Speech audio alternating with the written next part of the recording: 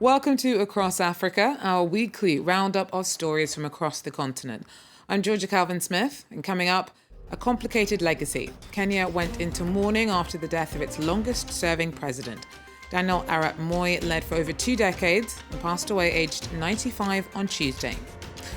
Also, teachers of an Ivorian 13-year-old who died last month after stowing away in a plane that landed in Paris are trying to warn his classmates off of taking similar risks. And caught between the rocks and a hard place, miners in northwestern Nigeria are exploited by local criminals whilst also risking losing their livelihoods because of a ban. But first, Kenya's longest-serving president, Daniel Arap Moi, passed away at a Nairobi hospital on Tuesday. He was 95. The former school teacher turned vice president eventually led the country for 24 years after succeeding Kenya's founding leader in 1978. Despite his authoritarian approach, Moi was seen as a unifying figure by some Kenyans, although others never forgot some of the abuses of his leadership. Claire Rush tells us more. A divisive figure, hailed by some for bringing stability while neighboring countries plunged into civil war, accused by others of being a corrupt dictator. Daniel Arap Moi, the second president of Kenya, has died at age 95 after months in hospital. Moi came to power in 1978. 4 years later, he responded to an attempted coup with a fierce crackdown on his opponents. He became more repressive in dealing with dissent. Kenya's Truth, Justice and Reconciliation Commission found that his government was responsible for rights violations, including unlawful detention, massacres, and torture. Mass protests and international pressure ultimately led to multi-party elections. Amid divided opposition, Moi won the polls of 1992 and 1997, on the heels of lauded social policies such as free milk for primary school students. But term limits forced him to step down in 2002 after 24 years in power, making him Kenya's longest-serving president.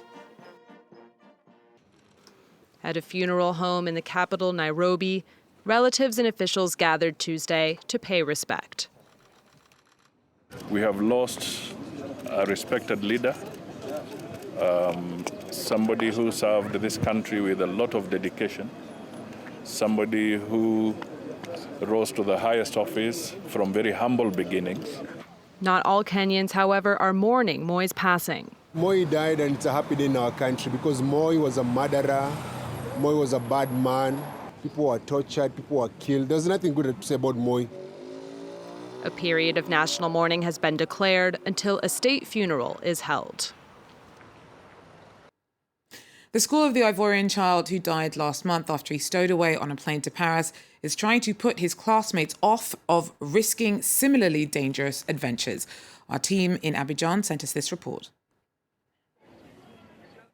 This morning, there's a change in the timetable at this high school. The head teacher is raising students' awareness about the dangers of illegal migration.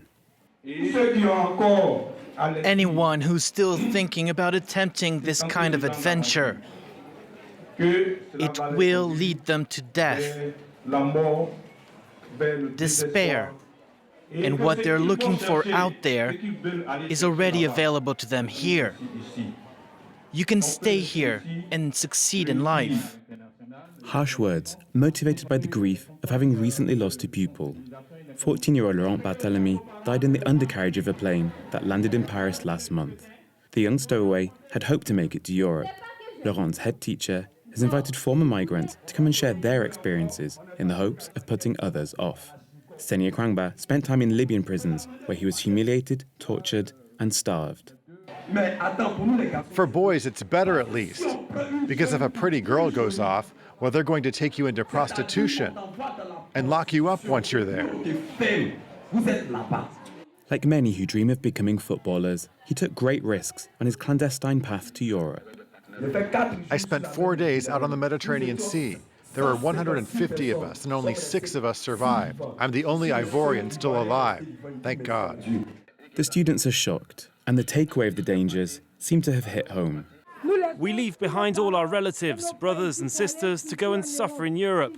Here we've got food, everything. Even if we do suffer here, we can still be successful without leaving. It might take more than just the odd awareness-raising session to reverse the trend. In 2018, Ivory Coast had the highest number of people attempting illegal migration of any French-speaking country in Africa. Families that have looked for gold in northwestern Nigeria for generations are being bullied by local bandits and pressured by a recent mining ban. Last April, the government tried to crack down on mining in a bid to stop battles for natural resources. But in Zamfara State, mining is one of the only viable livelihoods left. Zamfara State is one of Nigeria's richest areas in terms of mineral wealth. And yet, the people here in the country's northwest are among its poorest. Mining is one of the few reliable sources of income, but it's high-risk work that brings scant reward. These workers earn just a couple of dollars a day. I need this work to survive, as I couldn't find any jobs in town. Mines are such a key part of the local economy that armed groups terrorize the region in an unceasing fight over natural resources. And the miners are their target. In exchange for being allowed to continue their trade, so-called bandits force them to share their profits and to do their bidding. Last year, the Nigerian government introduced a regional ban on mining, hoping to curb the armed groups, but people have carried on regardless. As well as working illegally, gold miners also run the risk of lead poisoning.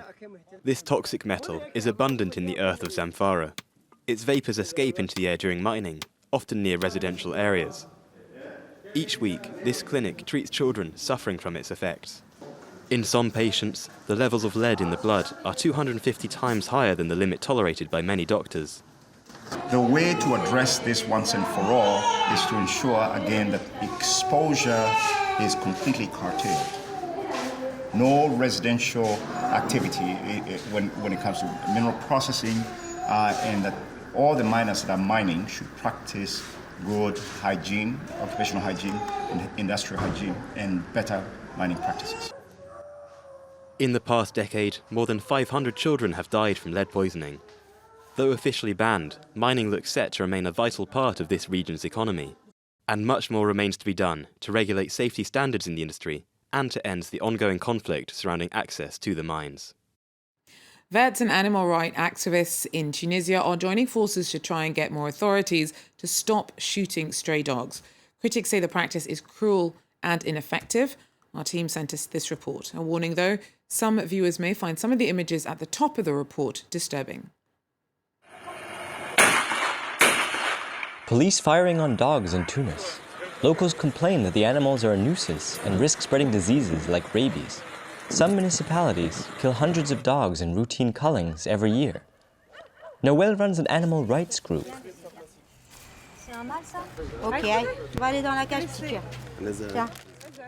She's trying to persuade local authorities to stop shooting dogs and catch and vaccinate them instead.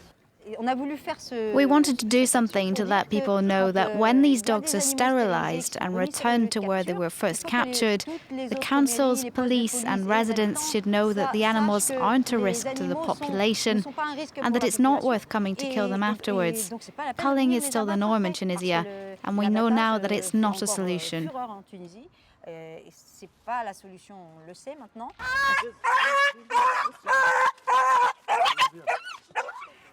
Shooting can often injure rather than kill animals. Many vets are against the practice. In Ariana and Tunis, volunteers have opened a temporary clinic for strays. We vaccinate them against rabies and we put ear tags on them and release them. In the long term, this system is better at controlling the stray dog population. We know that the culling will raise the number of dogs because when dogs are stressed by killings, they mate more, and it triggers the proliferation of stray dogs.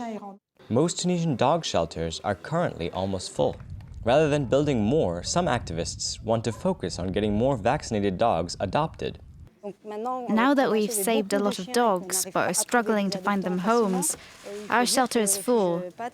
We posted a notice about it online and we explained to people who'd call us that we can't accept any more dogs, but we can help them with finding host families. Some local authorities are slowly moving away from culling, but the shift is hindered by a crippling lack of resources. Four of the fastest growing economies in the world are in Africa, and Rwanda figures amongst them. President Paul Kagame is hoping that Rwanda will be a key trading partner with the UK now that it's left the European Union and is touting for new business ties. Our team takes a look at what Rwanda stands to gain from a closer partnership with post-Brexit Britain. An investment in the future of rural housing. The British company Bbox presents its business to a US investor. What we are trying to show here is the use of technology to deliver experiences, which we normally call on-grid experiences in an off-grid setting. The company supplies solar electricity to 5% of the Rwandan population. Being a British affiliate, if more British investors are going to be looking in these markets, for us that will be interesting. There is still a few challenges to get to our mission, one of them being affordability. So we look forward to partnering with different financial institutions. British officials here are keen to make the most of Britain's exit from the EU by supporting British companies and expanding their partnership with Rwanda. It's about a move away from aid towards trade and partnerships that focus on investment to the mutual benefit of Rwanda and other countries. Paul Kagame is investing in relations with Commonwealth countries, proposing visa exemptions for their citizens.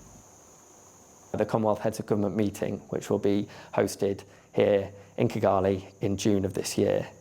The UK is currently Commonwealth Chair in office, so we'll be handing over the reins to Rwanda.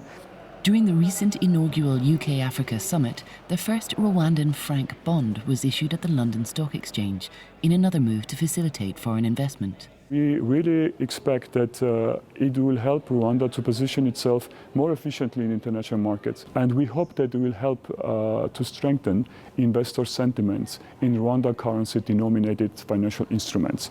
Rwanda's leaders are aiming to make it the destination of choice for international investments, particularly from the UK. Well, that's it for Across Africa. Thanks very much for joining us. Do so again. Take care.